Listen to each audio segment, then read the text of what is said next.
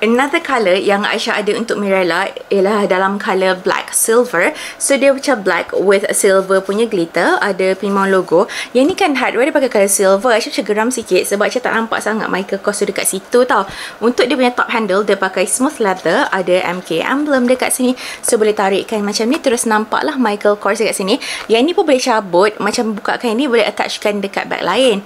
This is the back of the bag. Lepas tu belah bawah pakai smooth leather, ada base. So bila letak dia terletak elok, top handle tak boleh turun, tak boleh cabut. Atas dia ada zipper, long wallet tak boleh masuk. Lepas tu dia ada crossbody strap, ada tulis Michael Kors, it is adjustable and detachable.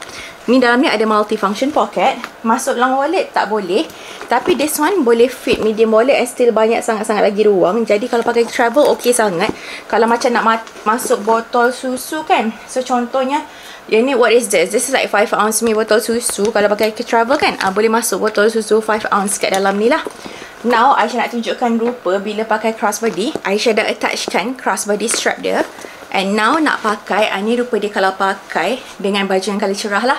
Yang ni dari belah tepi. You also have the option untuk pakai as top handle macam ni lah, tapi cabutlah crossbody strap dia.